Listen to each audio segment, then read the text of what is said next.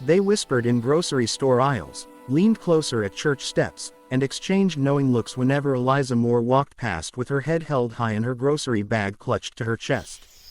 Poor woman, some said. Strange woman, others laughed. A woman alone never stays normal, the cruelest ones murmured. Eliza lived alone at the edge of town, where the paved road turned into dirt and the dirt turned into forest. Her house was old, wooden, and weather-worn, sitting quietly beneath towering pine trees. No husband, no children, no visitors, and for Red Hollow, that was enough to make her a spectacle. They laughed at her for living alone. But none of them knew why she chose solitude. And none of them imagined how quickly everything would change. 1. The woman everyone judged. Eliza was 32 when she moved to Red Hollow. She hadn't arrived with much. Just a used pickup truck, 2 suitcases, and eyes that looked older than her age. Her past was packed tightly inside her like fragile glass, wrapped in silence.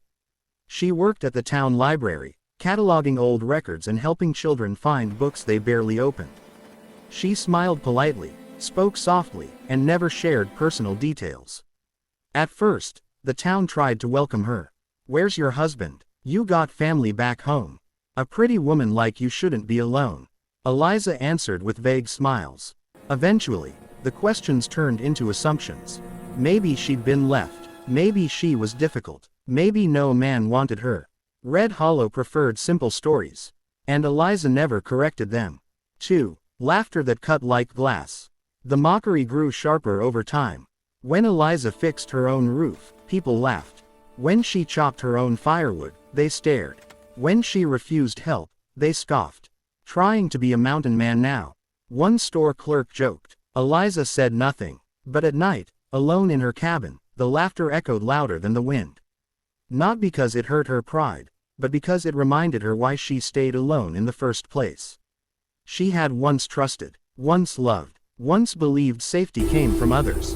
She had learned the cost of that mistake. 3. The man on the mountain. High above Red Hollow, beyond the tree line and rocky slopes, stood a sprawling mountain lodge few people ever saw up close. It belonged to Caleb Stone.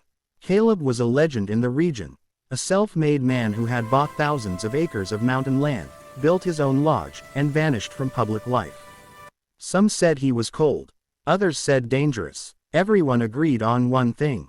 He was wealthy, and powerful, and very alone. Caleb came into town only once or twice a month for supplies. Tall, broad-shouldered, with a thick beard and eyes that missed nothing, he didn't speak much. But when he did, people listened. So when Caleb Stone walked into the Red Hollow Library one quiet afternoon, it changed the air in the room. 4. The first meeting. Eliza was shelving books when she noticed him. He stood near the history section, scanning titles like he was searching for something older than words. "Can I help you?" she asked. Caleb turned. His gaze settled on her. Not lingering, not dismissive. Simply observant. "I'm looking for land records," he said.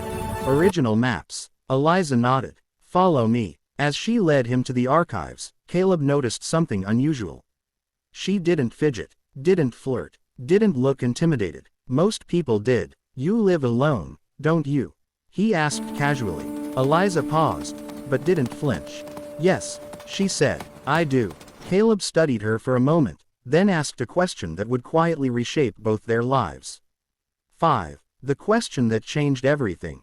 "Are you alone?" Caleb asked. "Because you have no one. Or because you choose to be?" Eliza looked at him, truly looked at him, for the first time. No judgment, no curiosity for gossip, just a genuine question. "I choose it," she answered. Caleb nodded once. "So do I." From that moment, something shifted. 6. Two solitudes recognize each other. Caleb began visiting the library more often.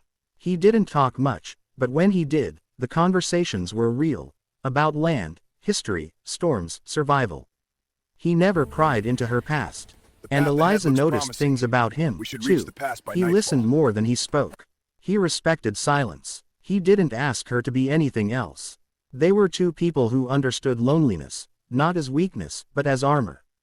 Slowly, trust formed. 7. The town notices. Red Hollow noticed. Of course they did. They noticed Caleb walking Eliza home. Noticed his truck parked near her cabin. Noticed laughter where there used to be silence. The gossip exploded. She trapped him. He'll get bored. She doesn't belong in his world. Eliza heard it all. But for the first time, it didn't matter. 8. Eliza's truth. One stormy night, Eliza finally told Caleb the truth. About the past, the betrayal, the fear that had driven her into solitude. Caleb didn't interrupt. When she finished, he said only this. Living alone didn't break you. It saved you. Eliza cried. Not from pain, but relief. 9. Standing together. When the town finally confronted her, mocking her, questioning her worth, Caleb stood beside her. She lives alone because she's strong, he said calmly. And anyone who laughs at that doesn't understand strength. Silence fell. Red Hollow had never seen anyone speak like that before. 10. A new beginning. Eliza didn't move into Caleb's lodge right away. She didn't need to. Love didn't demand surrender, only partnership. They remained two strong individuals, choosing each other freely. And the people who once laughed, they watched in silence as the woman they mocked built a life not from fear, but from choice.